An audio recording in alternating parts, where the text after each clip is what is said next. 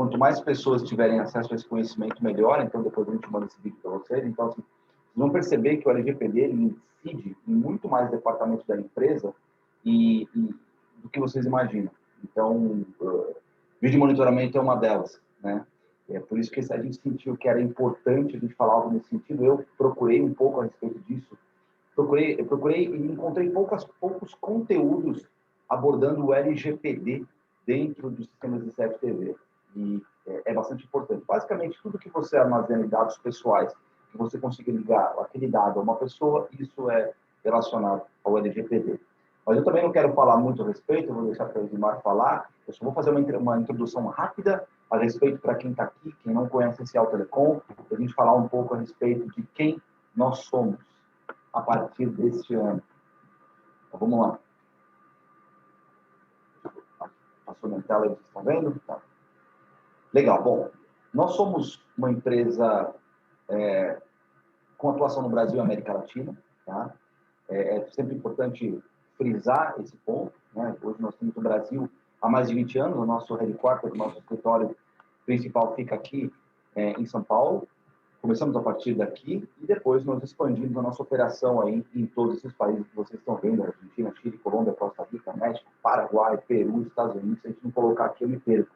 É tanto país que isso mostra o quanto que a gente cresceu num intervalo curto até de tempo. Eu diria que esse crescimento aconteceu nos últimos 3 anos. Foi um crescimento bastante exponencial no Brasil e na América Latina. No Brasil, nem tanto, mas na América Latina, com certeza. Então, esse é um ponto importante para a gente dizer. E aí, talvez outro ponto importante da nossa história, que é justamente a nossa aquisição por parte da Convergent. Para quem não conhece, a Convergent é uma integradora, uma das maiores integradoras do mundo com relação à segurança eletrônica, são muito fortes dentro dessa área. Sentiram que precisavam aumentar, ou pelo menos a sua capilaridade, até porque no Brasil e na América Latina eles não tinham operação. E essa conversa com a Convergent ela começou a acontecer e eles sentiram que existia um match muito interessante entre as duas empresas. Como eu falei, justamente por nós termos essa capilaridade em Brasil e América Latina, esse merge acabou acontecendo, essa fusão, essa compra acabou acontecendo, mas que foi uma relação de ganha-ganha para os dois lados, né? Enquanto nós temos um know-how bastante grande hoje dentro de segurança eletrônica, sem dúvida, mas dentro de áudio e entre áudio e vídeo e telecom, nós somos uma integradora, nós começamos dentro dessa área, né? Então, nós temos praticamente 20 anos dentro de áudio e vídeo, com know-how em integração de sistemas de tecnologia dentro dessa área, e a gente veio para agregar ao portfólio deles, né? É uma situação, enquanto nós tínhamos a Cell Telecom, que tinha operação em Brasil e América Latina, hoje nós podemos dizer que nós temos uma operação global. E esse aqui, agora a gente pode dizer que por fazer parte da Convergent, esses são os países, aliás, os lugares onde nós temos a atuação. Então, a gente tem a América Latina, a América do Norte, a Europa, a Ásia. Hoje a gente pode dizer que, talvez com exceção de África, nós somos uma integradora global. E, como eu falei, é uma situação de ganha-ganha, porque esse é o nosso portfólio de soluções, tá? Convergent é muito forte dentro, como eu comentei com vocês, dentro de segurança, e existe uma oportunidade para ambas as empresas, no sentido de, claro, com essa atuação da Cell Telecom dentro do Brasil e América Latina, oportunidade bastante grande da Convergent de começar a entrar dentro da área de áudio e telecom, e para nós a oportunidade de sermos cada vez mais bem vistos dentro da área de segurança, porque é justamente de onde eles vêm. A gente está falando de uma empresa de mais de 5 mil funcionários, tá? Então, é uma relação importante, porque a partir de agora eles começam a agregar no portfólio deles o que nós tínhamos, tá? Então, esse é o nosso ecossistema de soluções, toda a parte de áudio e vídeo, né? A Cell Connect, que a gente fala que é a nossa fábrica de software, nós temos ou nosso escritório criativo, que aqui nós desenvolvemos grande parte das nossas soluções de software dentro de casa, então é sempre importante pontuar isso, né? Nós não precisamos, muitas delas nós não necessitamos terceirizar, o que nos possibilita um nível de personalização bastante importante. Nós temos a nossa parte de serviços, que é justamente digamos que é o pós-venda, né? Suporte técnico, assistência técnica. Então, nós também podemos fornecer dentro dos nossos contratos essa parte de serviços, tá? Se Audaz, que é o que a gente chama de da aquisição das nossas soluções através de locação, tá? Que é o Device as a Service, né? Então, você pode adquirir todas as nossas soluções de forma de locação. Então, mudou um pouco, né? Onde no passado nós só tínhamos a forma de compra, nós inserimos dentro do nosso portfólio, por entender, por ser uma necessidade de mercado, a situação de locação. Cell Building, que é toda a parte de automação predial, a gente fala de cabeamento de fibra ótica, de automação predial, tudo que envolve isso, a automação de grandes empreendimentos, a gente está falando de Cell Building. Arenas de teatro, nós começamos a atuar dentro dessa área de arenas de teatro, sistema técnicos e vestimenta técnica, iluminação cênica, então a gente começou a atuar também um pouco dentro dessa área.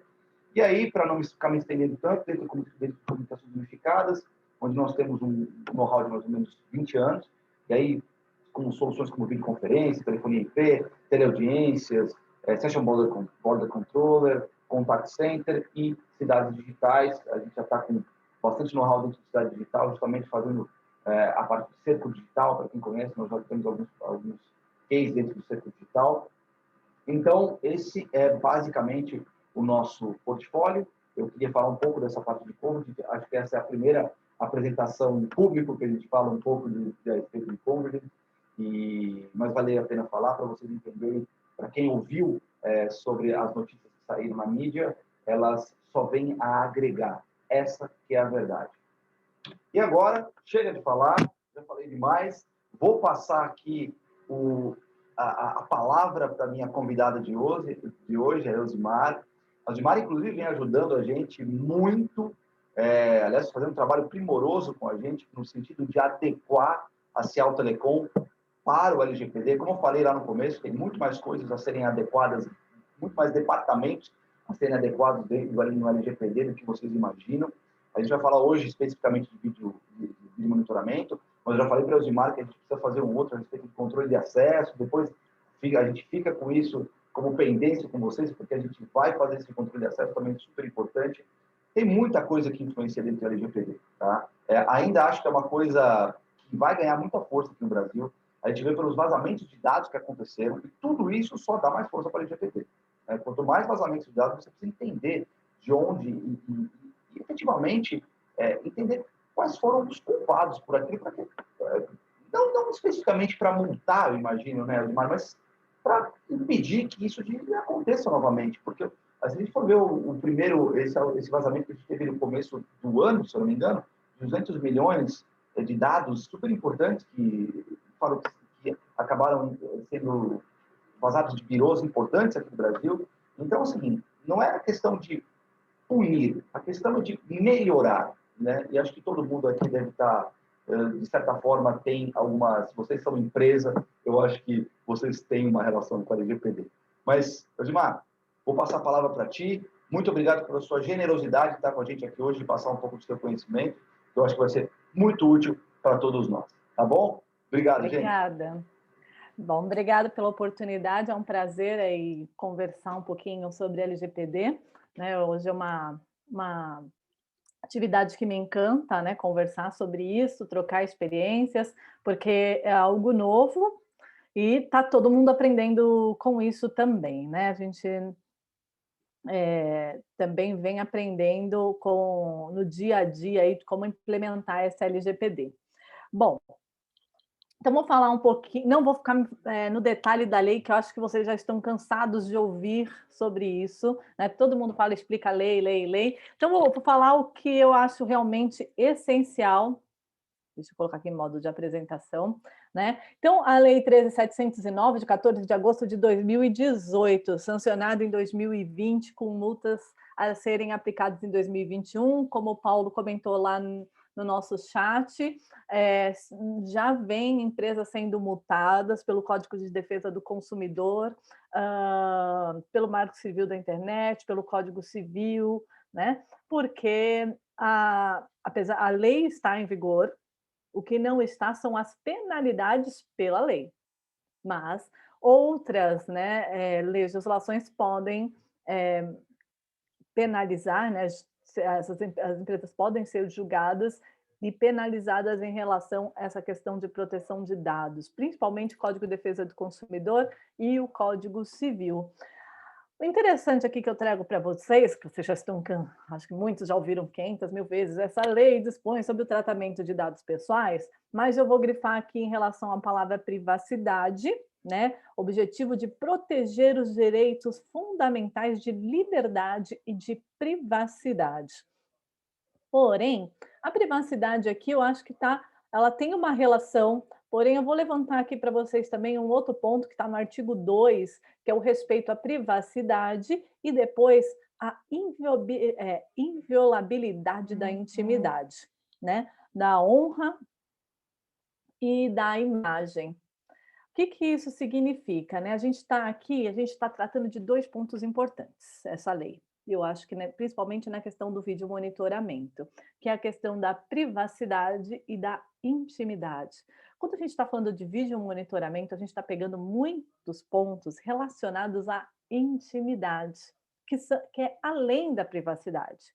Então, eu quis falar um pouco sobre, eu quero falar um pouquinho sobre isso, porque o mais importante nesse item é a conscientização das pessoas, né? Imagina o que não deve ser visto aí pelas câmeras, né, dos edifícios, dos ambientes, né, aquele pessoal com o dedinho no nariz, uns beijinhos para lá, a gente vê de tudo, o pessoal arrumando a roupa, a gente está entrando ali na intimidade da pessoa.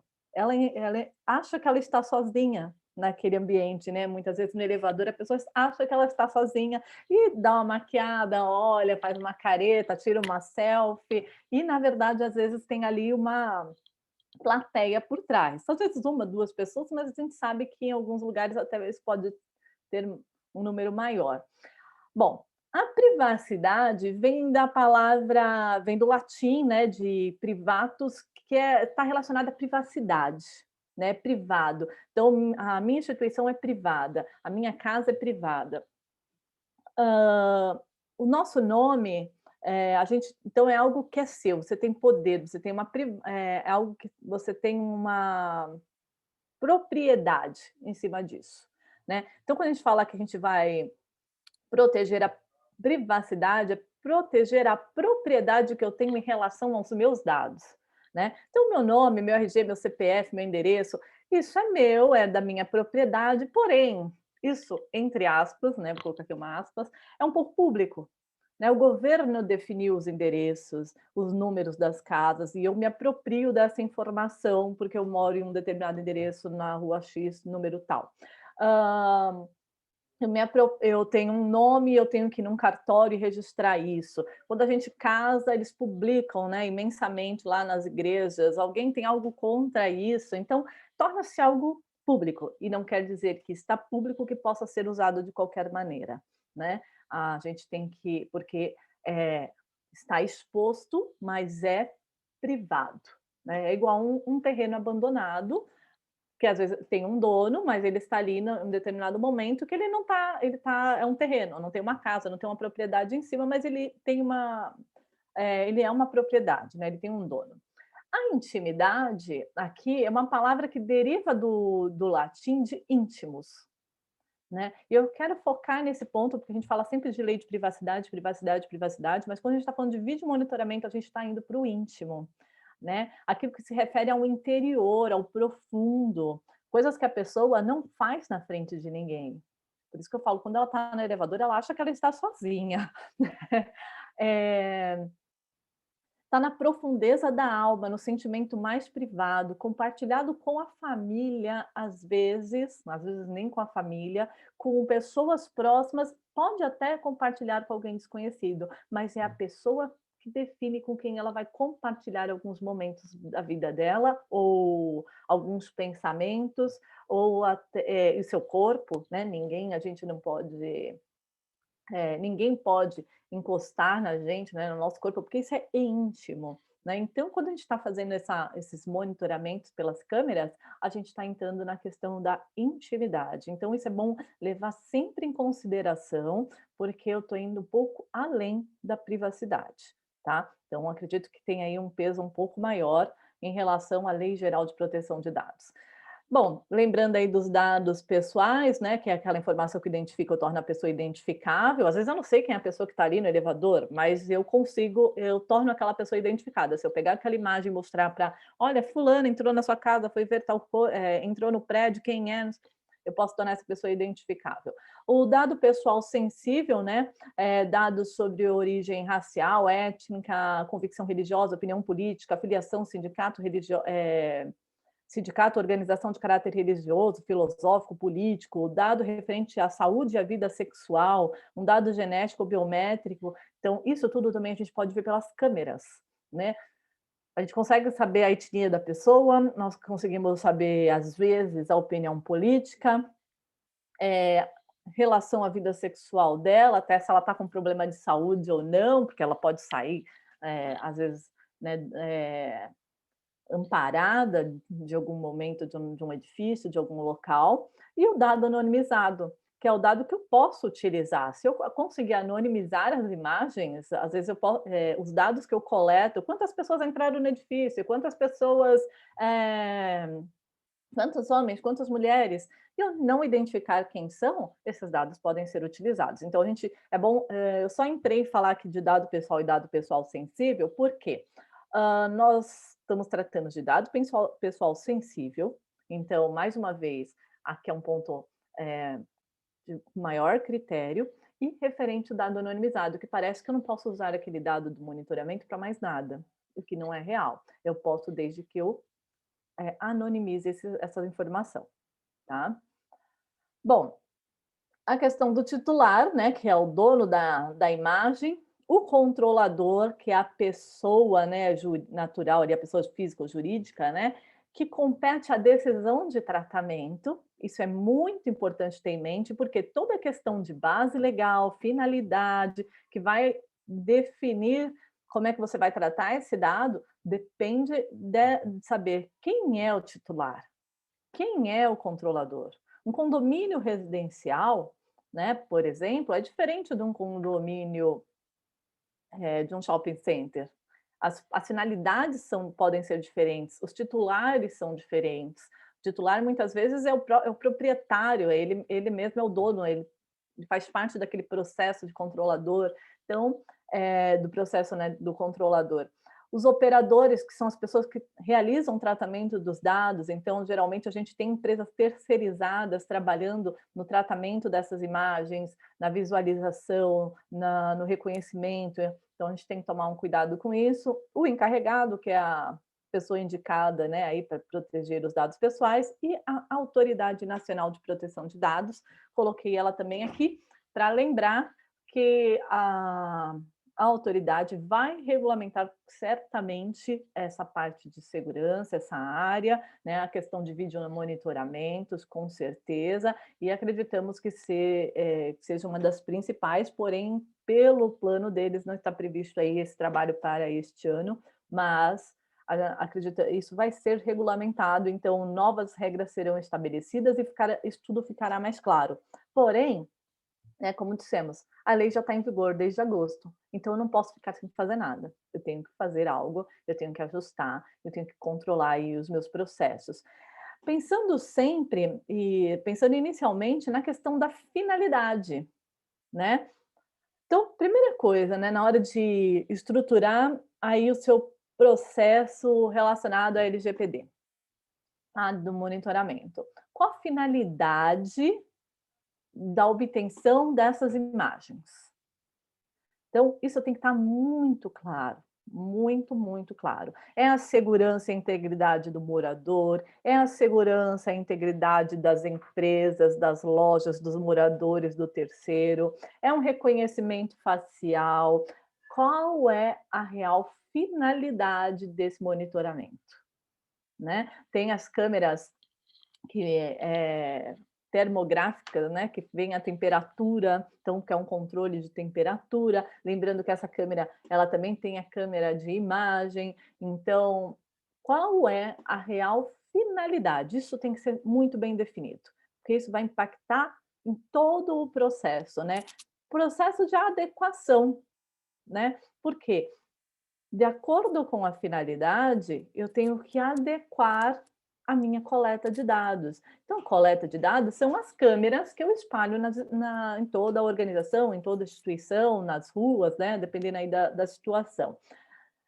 E eu tenho que tomar um cuidado, como eu vou posicionar essa câmera para garantir que eu vou estar buscando realmente o atendimento àquela finalidade. Se a minha finalidade é proteger a entrada de uma determinada sala ou de uma portaria, eu tenho que focar na entrada daquele local.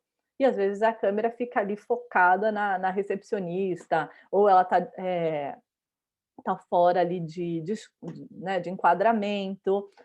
Então, uma coisa muito importante, que eu já alerto aqui como uma boa prática, vou falar sempre de boas práticas de segurança da informação, que é uma das minhas áreas de atuação, é ter um processo de verificação das câmeras, do posicionamento.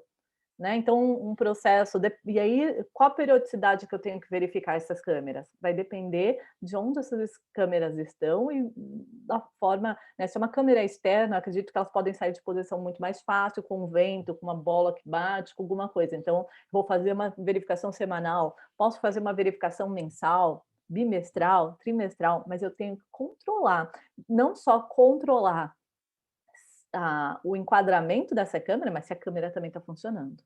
Porque, né, eu como auditora aí de normas de segurança, várias vezes vou na empresa, falo, eu quero ver a câmera número XPTO do dia tal. Aí vai lá, a câmera está desligada. Então, a câmera não estava funcionando no dia, e não há nenhum controle, nenhum registro, né, que me mostre que a pessoa sabia daquela informação. Às vezes a câmera está lá desligada há meses, e a pessoa nem sabia da informação. Então, se ela está desligada há meses, será que realmente ela era necessária para aquela finalidade? Então, se ela é necessária, ok, vou lá e vamos adequar, vamos ligá-la. Mas se ela não é necessária, está na hora de tirar, tá? Porque aqui a gente tem que pensar, quando a gente fala de monitoramento, pensar sempre na necessidade e na finalidade, sempre deixando tudo muito adequado, coletando dados somente necessários. Isso é uma forma muito boa de comprovar ali a sua boa-fé em relação a essa coleta de informações. Bom, o livre acesso, essa é uma polêmica, né, porque não dá para dar livre acesso às imagens. Né, isso é comprometedor. Eu falo, a gente está entrando no íntimo da pessoa, tem uma contraposição ali da legislação, então precisa ter um processo, uma boa prática é ter um procedimento escrito, explicando como é que vai ser o processo de entrega ou visualização, né? Eu não vou entregar, eu vou mostrar para quem que eu vou mostrar essa imagem. Então, quem vai ver antes essa imagem antes de mostrar para alguém, né? Um ponto. Se eu vou entregar para alguém ou se eu vou trabalhar somente com processos judiciais a partir do momento que realmente chega a uma determinação judicial para eu entregar essa câmera. E aí eu estava até conversando com um advogado, e se tiver algum para me ajudar, que sou administradora, né? Ele comentou que nem para a polícia militar eu deveria entregar o registro da câmera, só para a polícia civil.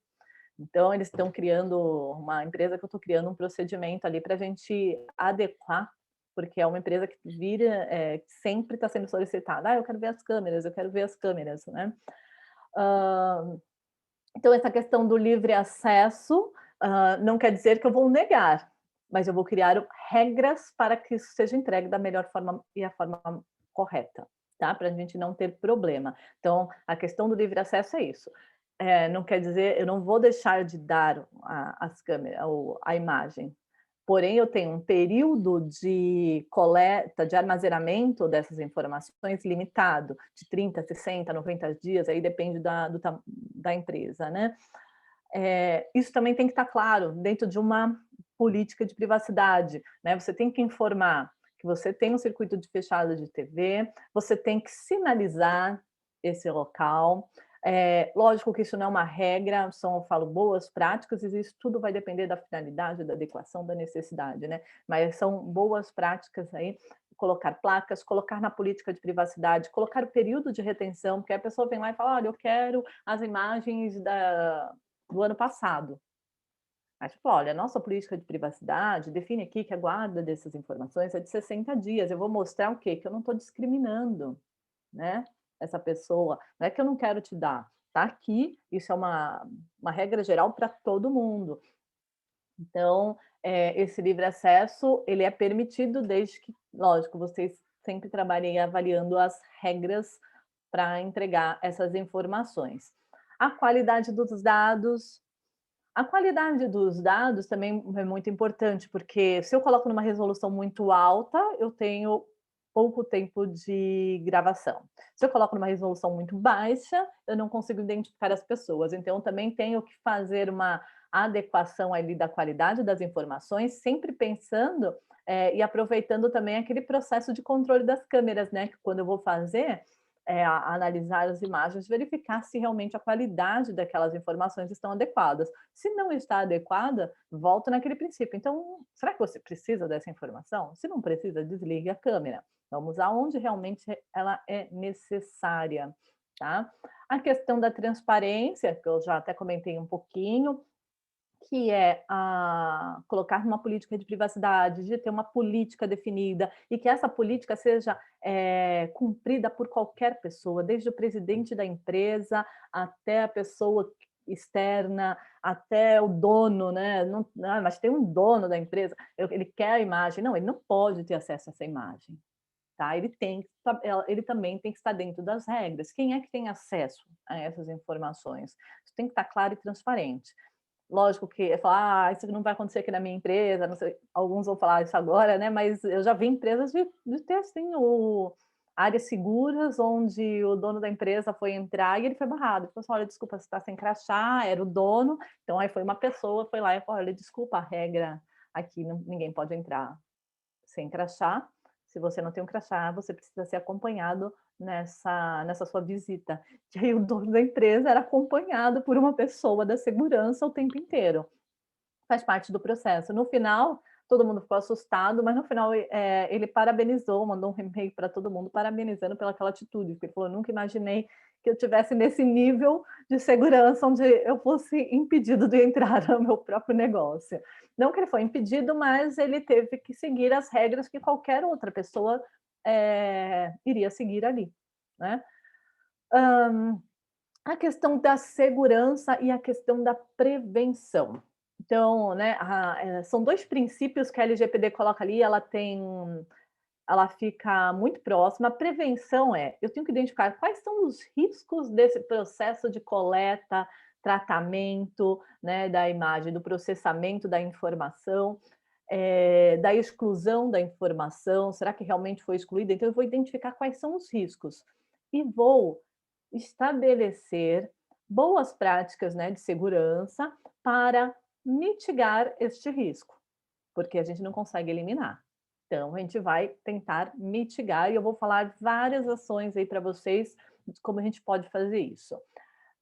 E a segurança também são ações que a gente estabelece, por exemplo, os procedimentos para evitar aí problemas também, garantir a segurança desses dados, tá? Questões técnicas, administrativas aí, a gente adota para evitar que a gente tenha problema com essas imagens, com o armazenamento, com a coleta, com a eliminação. A não discriminação, né, que é o cuidado aí que a gente tem que ter com a imagem, é a questão assim: então esse fulano de tal eu posso entregar a imagem para ele. Eu estou discriminando as demais pessoas, eu não estou falando só de discriminação racial, discriminação de um modo geral. Às vezes a discriminação acontece não pela cor, mas sim pelo modo que a pessoa se veste ou como ela fala, e a gente não sabe quem é que está do outro lado. Então a regra tem que ser igual para todos, né, para evitar essa questão da discriminação. Evitar que essa imagem também seja utilizada para discriminar alguém, que é uma coisa também que é difícil de controlar, né? Porque a gente fala: nossas imagens, eu não tenho acesso a pendrive, ninguém acessa a informação, ninguém consegue tirar ela do computador, mas aí vem a pessoa lá com seu celular e filma e encaminha no grupo do WhatsApp, e ali, né, 1 milhão de pessoas já viu aquela informação, porque a partir do momento que você compartilha, vira um boom, às vezes menos, às vezes maior, mas ninguém sabe a proporção do que um vídeo na internet vai ocasionar. né? Eu sou prova viva disso. Eu fiz uma das lives que eu fiz, teve 8.000 acessos, eu nunca imaginei. Eu falava assim, poxa, eu devia ter ido num salão, devia ter feito meu cabelo, uma maquiagem, porque nem no meu casamento eu tive tanta audiência na minha vida. Então, Interesse, né? então eu precisava. Eu falei, não, eu acredito que ia ter. A gente não tem noção do que isso vai proporcionar, do que vai acontecer a partir do momento que a gente joga ali nas redes sociais, no WhatsApp, ou seja, onde for. E a responsabilização da prestação de contas, né? Que tanto o controlador quanto o operador pode ser responsabilizado e são responsáveis por armazenar as informações, garantir, mostrar, né, para a autoridade nacional, ou seja, quem for, de que eu tenho processos adequados, eu mapeei meus riscos, eu tenho os controles necessários para realizar esse processo de monitoramento. Outro ponto importante, os princípios, eles estão descritos também na LGPD, na Lei Geral de Proteção de Dados, no artigo 6 da lei. E hoje, enquanto a gente não tem as regras, né, definidas pela autoridade nacional, o que vai valer para o juiz são os princípios. Tá? Então, os primeiros julgamentos que vão gerar as jurisprudências são baseadas nos princípios. Então, por isso que todas as leis, aí para quem não é advogado, quem for pode me corrigir se eu falei alguma besteira, ela tem os princípios para que a gente possa entender. Isso também acontece nas normas ISO. Elas têm princípios e os requisitos. Os requisitos são os demais artigos que devem ser cumpridos.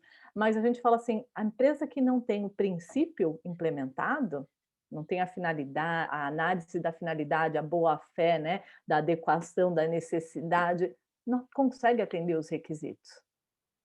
Pode até criar um monte de papel mostrando que atende, mas na prática, na essência, não consegue. Então, por isso que os princípios, e é um slide que eu trago para vocês, porque eles são muito importantes. O pessoal fica ali na artigo tal da lei, foca no princípio. O primeiro checklist que você faz é: a finalidade está bem definida, todas as câmeras estão bem adequadas, a necessidade, estou coletando somente aquilo que é necessário. Então, verifiquem o processo para dar o livre acesso à informação, está bem estabelecido. Verifiquem sempre os princípios, o primeiro checklist antes de passar para toda a legislação, tá? Bom, e com base aí nessa finalidade, nós vamos definir a base legal de tratamento, que também é uma dúvida, né, de todos. Será que eu enquadro esse legítimo interesse em cumprimento de obrigação legal, em tratamento da administração pública? Qual que eu vou encaixar? Eu posso encaixar mais de uma? Pode, tá? Posso ter mais do que uma base legal de tratamento? Posso sim. Tudo vai depender, a base legal vai depender quem é o controlador, quem é o operador, quem é o titular de dado, qual a finalidade da coleta desse dado.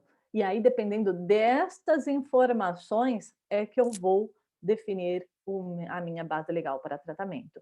Mas o condomínio do meu vizinho fez assim, assim, assado. Eu vou pegar lá o Ctrl+C, Ctrl+V e jogar na minha empresa. Você corre um grande risco.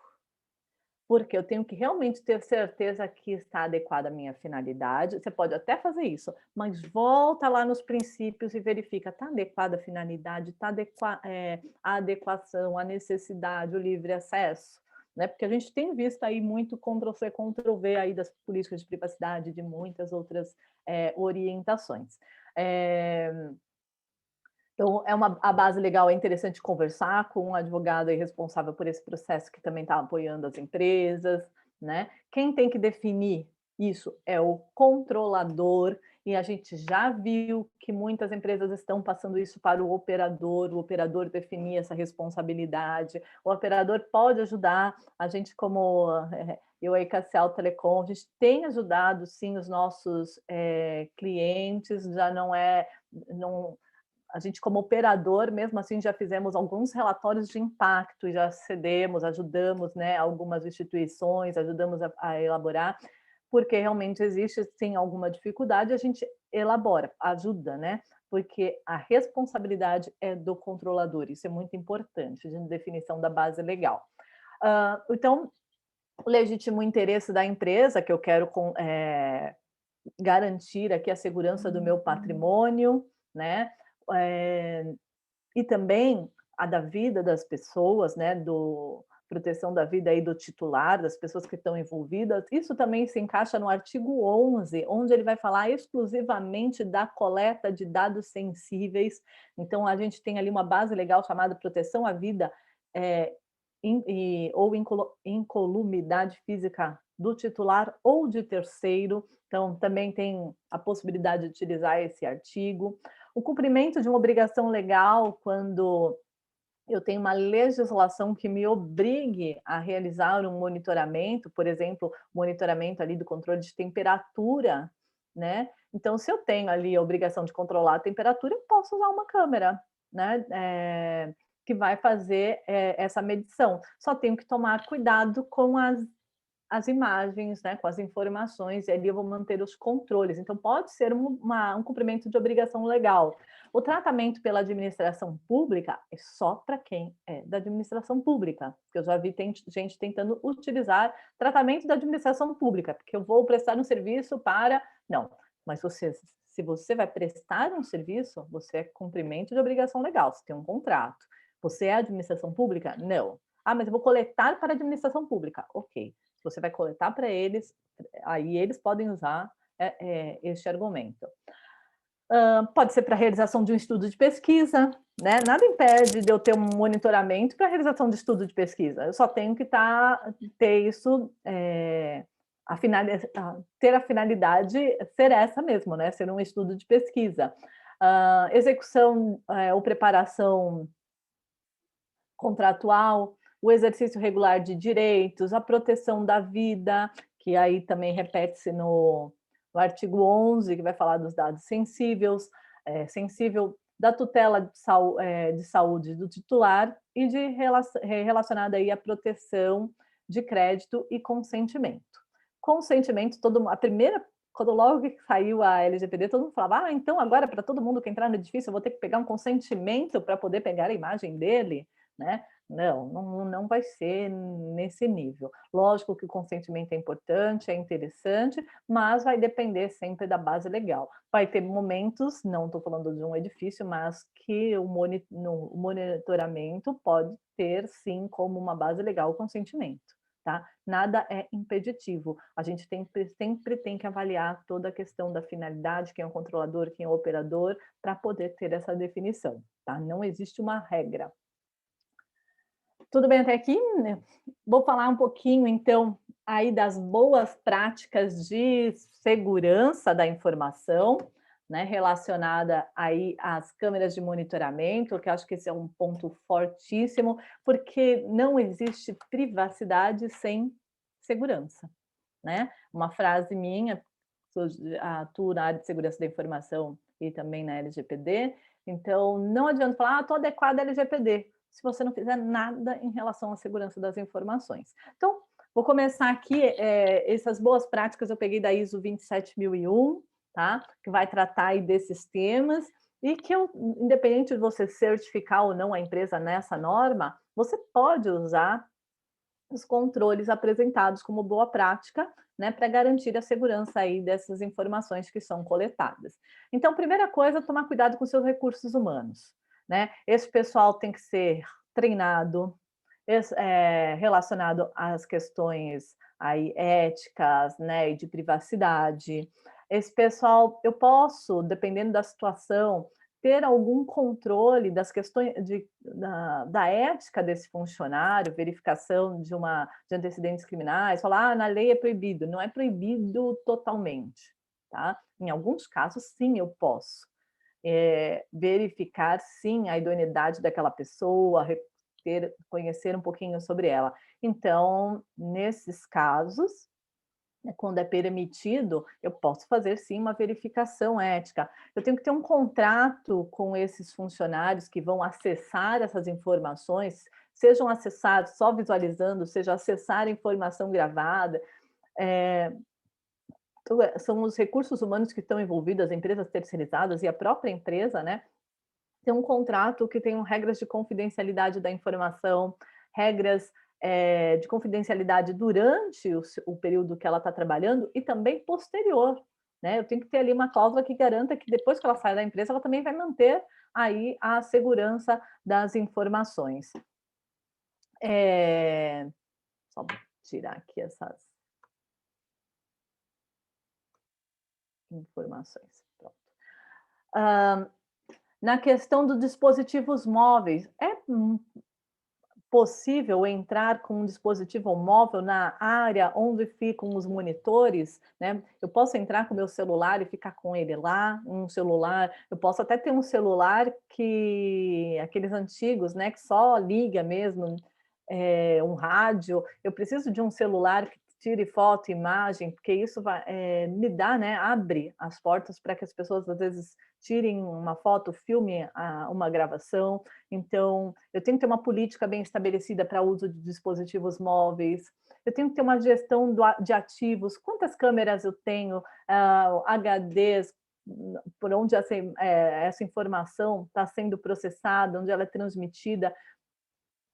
Tenho que gerir, porque se eu não tenho a gestão, muitas empresas eu entro e falo, quantas câmeras você tem? A pessoa fala assim, ai, não sei. Vamos lá, vamos checar.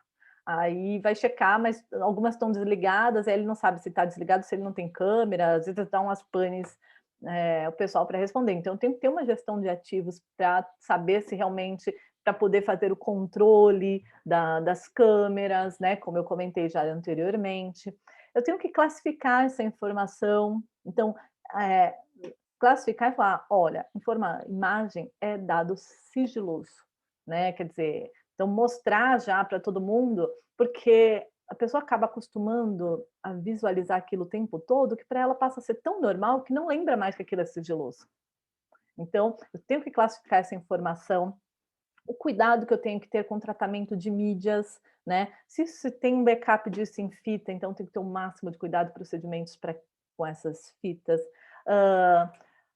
Mídias removíveis, né? Os computadores, os monitores têm acesso a pendrive, o acesso está liberado, as pessoas podem conectar e baixar imagens, então tem que tomar um cuidado em relação a essa questão de mídia. A destruição dessa mídia, se eu tenho esse processo, se eu aceito, se eu tenho que fazer uma retirada ali de informação via um HD externo, quando esse HD ele queima, eu simplesmente jogo no lixo. O que eu faço com esse HD? Esse HD tem que ser destruído, né? Porque não é que ele queimou que realmente ele está com as informações inacessíveis. E ali eu falo, tem informações de caráter íntimo, por mais que não deveria ser. Por isso que a gente coloca a plaquinha, né? Olha, você está sendo filmado, para a pessoa lembrar, você não está sozinha, não faça o que não deve, né? Questão do controle de acesso lógico. O mínimo de pessoas devem ter acesso à informação. Só podem ter acesso a essas informações aquelas pessoas que realmente têm alguma função ou alguma responsabilidade em relação a esse processo. Se não, não pode ter acesso. O dono da empresa, ele quer entrar porque ele quer ver. Tá, qual é a função dele em relação a esse processo? Tá? O gerente da área de segurança quer ver as imagens. Tá, qual é a função dele em relação a ver as imagens? Tem que ter uma função, tem que ter uma responsabilidade. Ele só pode acessar as imagens quando existe algum problema, por exemplo. Então, ele tem o acesso, mas o acesso é liberado por uma outra pessoa, que é a pessoa que que é responsável por controlar realmente essa informação. Então, esse acesso tem que ser super limitado. Os administradores de sistemas, então, nem se falam. Às vezes, a gente pega o administrador de sistema sendo uma empresa terceirizada. Tem que tomar muito cuidado com isso. Controle de acesso físico, o local onde estão os servidores, as imagens, esse local tem que estar com controle de acesso, uma sala fechada, só pessoas autorizadas devem entrar, né? Eu entrei em lugares onde a porta estava aberta e ainda estava pessoal de segurança dormindo lá na sala, utiliza aquela sala para dormir. Então, assim, temos que tomar um certo cuidado com essas informações e com acesso físico onde elas estão armazenadas, seja no momento que elas não é a área onde elas estão sendo gravadas, onde elas estão passando ali a imagem ao vivo, mas também eu não posso ter ali o acesso de qualquer pessoa, porque alguém ali os funcionários não têm um celular, mas de repente entra uma pessoa com um celular, vê alguma imagem, tira uma foto. Então tem que ter muito cuidado com o controle de acesso físico desses locais, tá? Criptografia destas informações quando possível.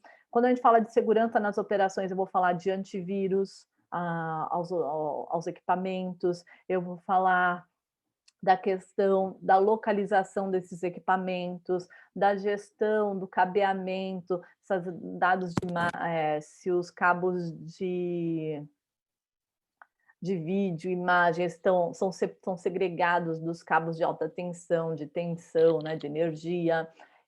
Vamos falar aqui de gestão de mudança, quando houver a mudança de algum sistema, de alguma operação, como é que isso está planejado, como isso vai ser controlado.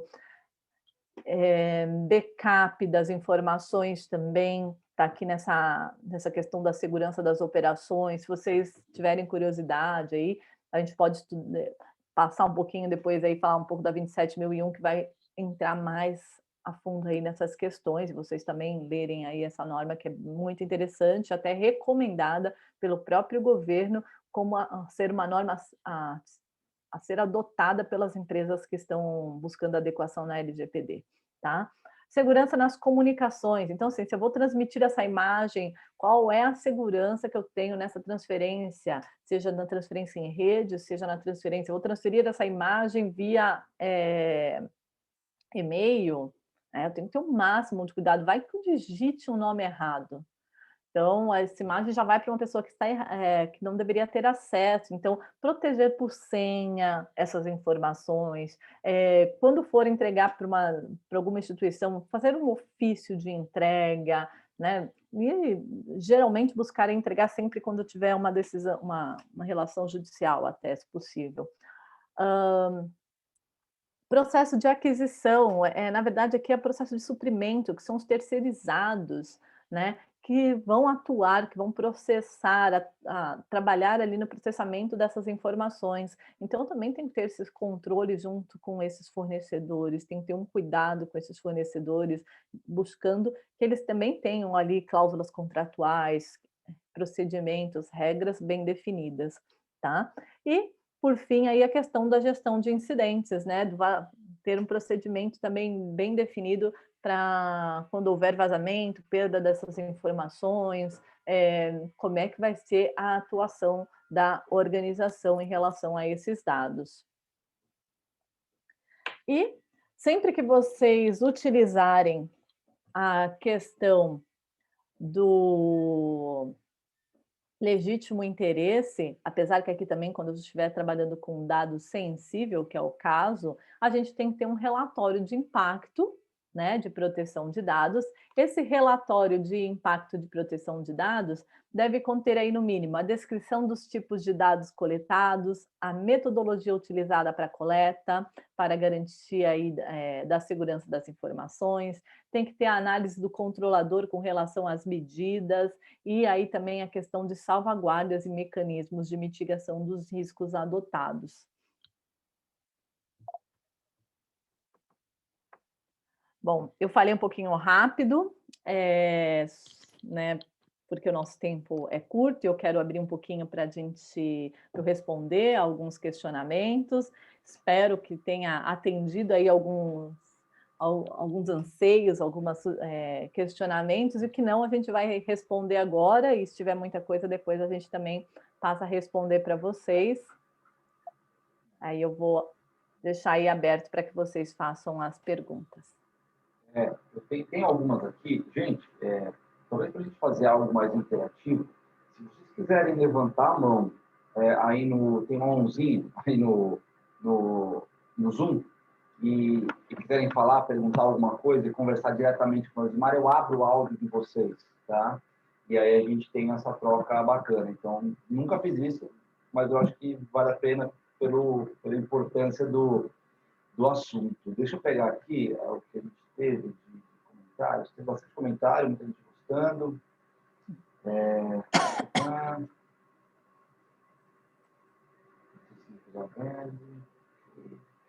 O que é? Adriele, eu acho que é. Adriele deu uma ideia boa aqui, ela perguntou assim, Tem algum material em e-book? Ótima ideia. E é por isso que eu gosto desse tipo de apresentação, porque sempre surgem boas ideias vindo do público. E o que é mais importante é o que o público quer, não é o que o marketing quer. Porque às vezes o marketing cria um monte de coisa que muitas vezes o público não tem muito interesse. Mas quando vem direto do público falando para a gente que é alguma coisa interessante, vamos criar, André. Vamos criar e podemos disponibilizar a apresentação inicialmente, mas podemos Isso. criar, porque eu acho que vale a pena. Exatamente. Paulo fez um comentário, né? Complicado ter coragem em negar para um PM armado que pede as imagens de uma câmera. Que acabou de assaltar a sua loja e o rapaz saiu correndo. Aí o cara falou assim, me mostra a imagem que eu vou correr atrás dele. Aí você vai falar, não vou mostrar. Exatamente. Então, muito cuidado, né, com isso. Então, se ele vier simplesmente armado, falando quero ver, eu posso pedir, questionar, mas imagina aquele que sua loja acabou de ser assaltada, ele falou, vou correr atrás do cara. Daí você vai falar, não vou te mostrar, mas é todo o cuidado, o procedimento de como fazer isso. Pelo menos, tá? E se for olha, recebi uma denúncia, vim aqui que eu já também vi esses casos acontecerem, recebi uma denúncia, eu quero saber se o funcionário fulano de tal trabalha aqui, eu preciso coletar as imagens, tal. Não, é um PM, não. Se não tiver um mandato por escrito, não, tirem cópia desse documento, guardem, arquivem, porque a gente já viu barbaridades acontecer. O Evandro ele pergunta aqui o seguinte, então, eu tenho uma empresa contratada em um outsourcing de câmeras, e mesmo que esteja em contrato, termo de confidencialidade, a responsabilidade legal das imagens. A responsabilidade legal das imagens é minha como dono da empresa? Eu deve ter instalado as câmeras em algum lugar, imagina, Evandro. Se você quiser, Evandro, abrir inclusive o seu microfone para falar. Fica à vontade. Mas eu imagino que ele deve ter câmeras instaladas no cliente dele. Eu estou imaginando, tá? E aí ele está perguntando se, apesar disso, se estar instalado em algum local de terceiro, a responsabilidade seria dele? Uma vez que é o seguinte, a empresa é responsável pela gestão e disponibilidade das imagens do sistema, e por isso tem acesso e faz gestão dessas câmeras em um perfil de gestão no meu VMS. Ele tem um VMS, que é um software que faz gestão de imagens, gestão de incidentes, uma série de coisas, e aí ele está dizendo que a empresa tem acesso a isso como um usuário, né? E ele está perguntando se nessa situação, mesmo assim, ele seria responsável seria corresponsável ou responsável total? Não, a responsabilidade é primeiro do controlador. O controlador, quando ele não define as regras para o operador, ou ele comprova que o operador que agiu de má fé ou agiu em desacordo com a legislação, que é o seu caso, acho que é o seu caso, você é um operador, porque você tem acesso às informações, mas para uma outra, você sim vai responder equiparando ao controlador. Tá? Equipara, não tem. Se foi comprovado uma fé, se não for comprovada o uso indevido, a finalidade do seu acesso é somente para prestar assistência. Alguém coletou uma imagem, alguém fez algo indevido, coletou, publicou, foi vazado, responde sim no mesmo nível. Lógico que primeiro o questionamento vai para o controlador vai acionar o operador, que vai ter que responder. Um sistema de vídeo monitoramento, onde você não tem um banco de dados das pessoas, onde não é feito reconhecimento facial e nada do tipo, e de repente me pega entrando em algum determinado edifício, aquela imagem, se eu não tiver nenhuma relação, nenhum dado para conseguir chegar que aquela imagem da pessoa que está entrando é o Eric, mesmo assim é necessário um cuidado com essa imagem que está sendo gravada do Eric entrando, por mais que eu não saiba quem é. A imagem é uma Sim. coisa que pode não significar muito se o cara não tiver como fazer correlação, né? Não, eu sei que aquela pessoa tem o RG tal. Opa, peraí. Então aí eu estou relacionando uma coisa. Como é que funciona nesse sentido? Não, a imagem independente, porque assim, eu estou numa empresa XPTO, entrei, estou lá na cabine de segurança, aí eu estou vendo, eu falo assim, olha, o Eric entrando aqui. Gente, o que o Eric está fazendo nessa empresa?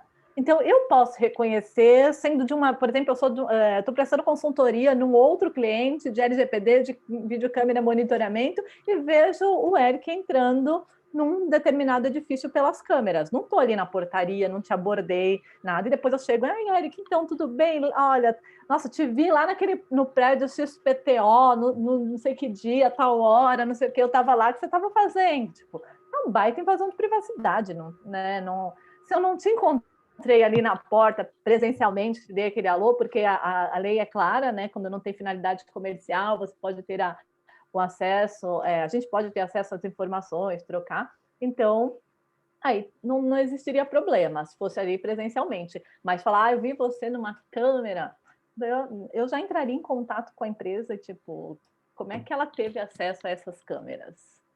Né? Como é que ela sabe que eu cheguei na empresa no dia tal? Então, alguém vai te reconhecer. O mundo é muito pequeno, Eric. Outro dia eu estava numa empresa que estava fazendo a filmagem, era um projeto de pesquisa, tá? Um projeto de pesquisa, porque eu trabalho com normas ISO, e uma das áreas que eu atuo também é a 22Q2, que é uma norma de pesquisa. E era uma empresa de pesquisa que estava fazendo uma pesquisa de como a pessoa folheava uma determinada revista. Qual a imagem que ela parava mais, o que chamava atenção, tal, e ela filmava a mão da pessoa e a revista. Aí eu, cadê o consentimento? Nem existia LGPD, gente, nessa época. Falei, cadê o consentimento? Consentimento? Para quê? Para a imagem. Mas Osmar, é a mão.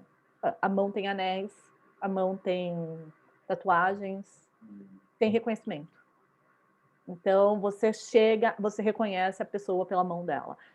Cadê o consentimento? Aí eles acharam, o pessoal operacional, lógico, que achou um absurdo, que eu estava procurando pelo em ovo. Eu falei, olha, eu vou consultar o jurídico da sua empresa, o que ele acha. Vocês consultaram? Não. Então, consulta o jurídico da sua empresa. Aí eles consultaram o jurídico falou, deveria ter consentimento. Mesmo sem ter LGPD. Então, hoje em dia, vou gravar a unha, pega uma mão, vou tirar foto, vou filmar, vou ter consentimento, tá? Não faça sem.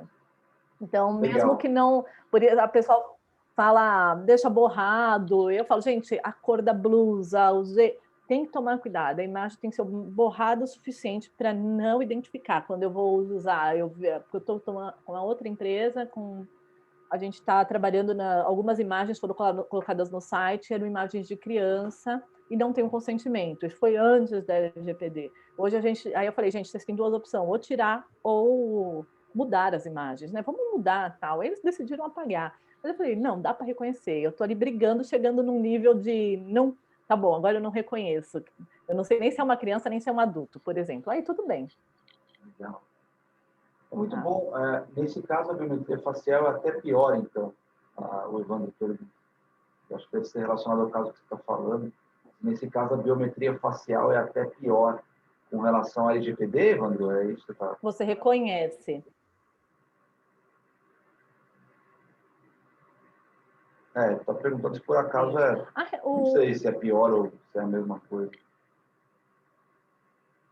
Então, eu também tinha essa visão, e aí eu acho que vai depender muito, e aí é bom vocês conversarem com os técnicos da CIAL, que tem o maior entendimento dessa parte técnica, mas, por exemplo, eu sei que, um exemplo do controle de acesso, eu fiquei assim, quando tiver questão de biometria, é dado sensível, evitem, eu falava no início. Hoje eu não falo isso, porque o que é gravado não é a biometria, e sim alguns dados do desenho, tal, não sei o que são criptografados, alterada a numeração.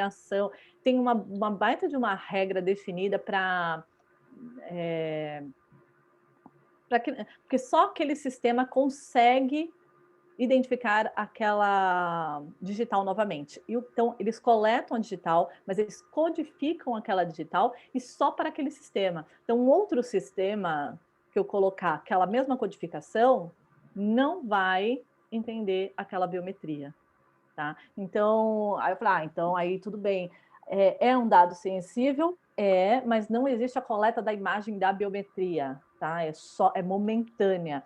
Não sei se são todas as soluções dessa forma, eu falo, aí é uma parte mais técnica, mas isso também é importante vocês saberem. Lógico que é necessário a questão da necessidade. É necessário biometria? Por quê? Qual é a informação? O que você tem que proteger, que eu tenho que controlar via biometria?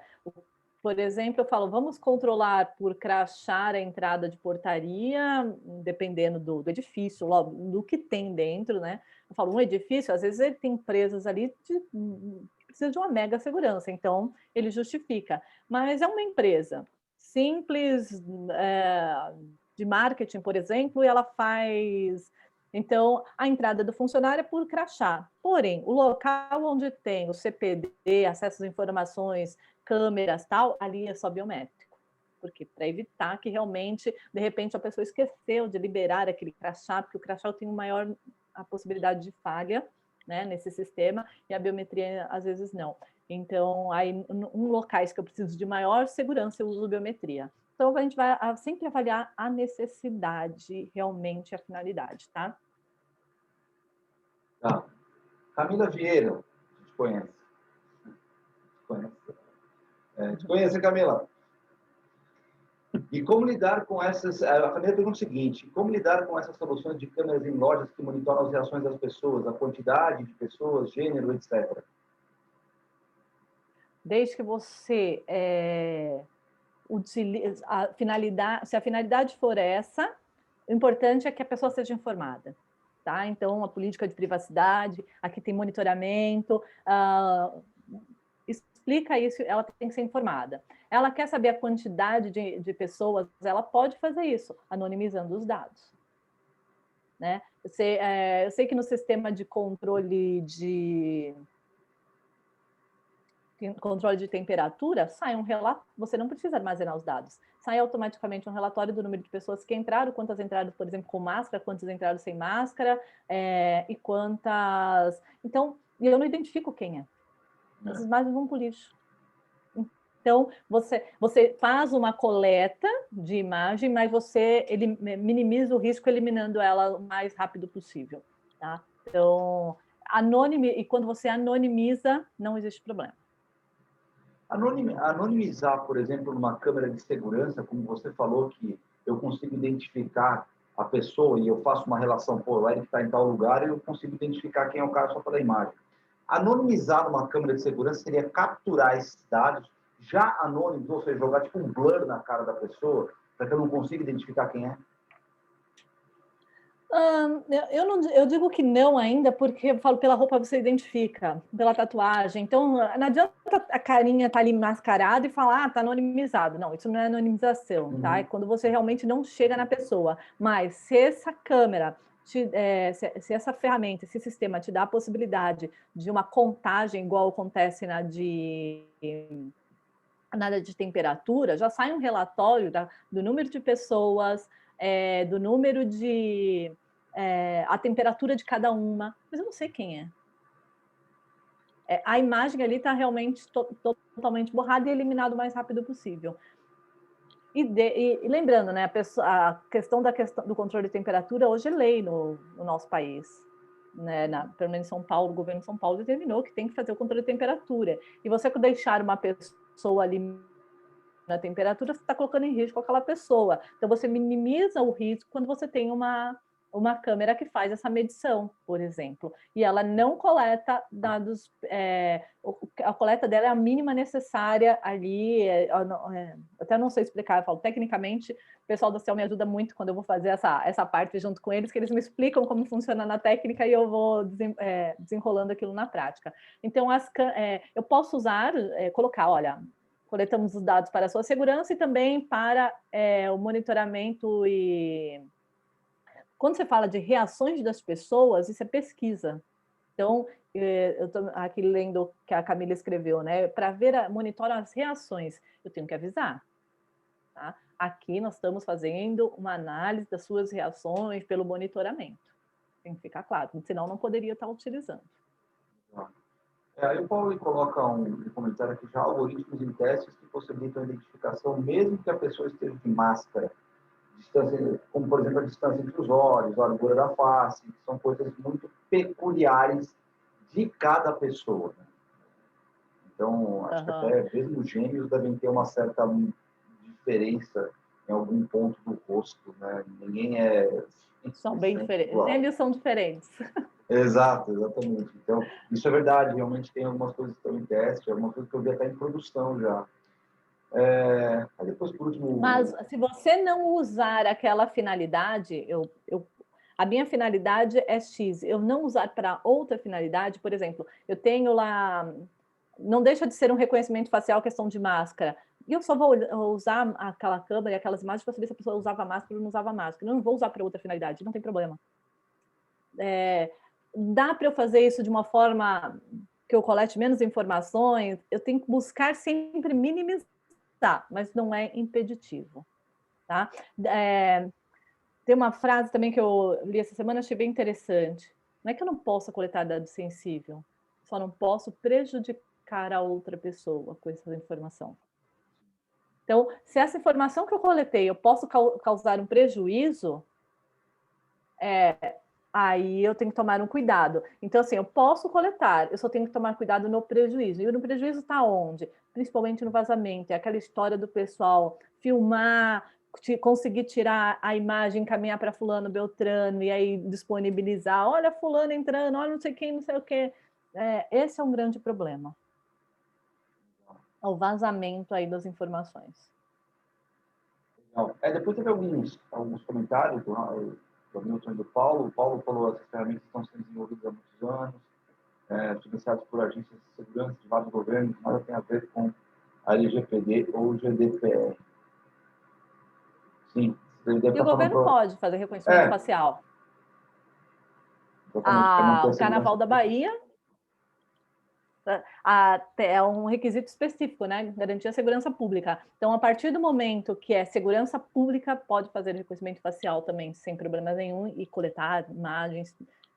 Agora, aconteceu o caso do metrô de São Paulo, que eles estavam coletando imagem, reconhecimento facial, e falaram que era para segurança inicialmente. E aí vetaram, falaram, não pode ser para segurança, porque o seu papel não é garantir a segurança, né, através de reconhecimento facial. Você é uma empresa privada, então isso não pode ser feito.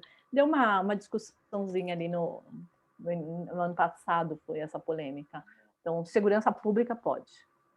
Agora eu vou falar, para saber se usa máscara ou não apenas, é só não usar câmera com reconhecimento facial. Tem que declarar a finalidade e fazer a coleta proporcional a essa finalidade apenas. Exato. Legal. Gente, eu acho que é isso. Quero agradecer a todos que ficaram. Edmar, deixa o seu e-mail, por favor, aí no chat, porque, como eu falei lá no início, a Edmar ajudou muito a gente aqui, justamente a adequar a Cell Telecom dentro do LGPD. O processo é complexo. Eu diria para vocês não tentarem fazer isso em casa, porque é bem mais complexo do que vocês imaginam. Então, quem tiver curiosidade, peraí que você mandou para o panelista. Então, só para a gente aqui, peraí que o Zoom faz isso. Vou mandar para todo mundo aqui. Está aí no chat. Então, para quem quiser, por acaso, uma consultoria específica da Edmar, fiquem à vontade para contactar aí por e-mail, ela me ajudou bastante. E do lado da Edmar, é isso. Se vocês estiverem necessitando de um projeto de vídeo monitoramento, de implantação, de começo a fim de um projeto, aí vocês falam com a Cell Telecom, /Convert. Espera aí que eu acho que eu caí. Eu caí aqui. Caí e voltei. Então, eu estava só finalizando, para quem precisar de um projeto relacionado ao vídeo monitoramento, contatem a gente. E para quem quiser se adequar à LGPD, falei que a Osimar, acho que ela teve algum problema lá internamente, mas eu queria muito agradecer a todos vocês. Depois a gente vai disponibilizar esse conteúdo. Você caiu, agora voltou. Tá aí. Tá me ouvindo? Osimar? Tá. Agora? Tô sim. Legal. Estava só agradecendo aqui eles. Estava agradecendo aqui eles. Falei para eles, olha, quem quiser se adequar ao LGPD, fale com o Osimar. Quem precisar de um projeto de vídeo monitoramento, fale com a Cell Telecom. Osimar, obrigado, muito obrigado pelo seu tempo. Obrigado ao tempo de todos vocês, gente. Tem um problema lá com o Osimar. Legal. Cortou você, Osimar. Acho que você deve ter falado alguma coisa. Talvez seja um agradecimento ao algum tipo. Só dei tchau. Obrigada e agradeci. Obrigado, gente. Tchau, tchau. Até a próxima. Obrigado, Osimar.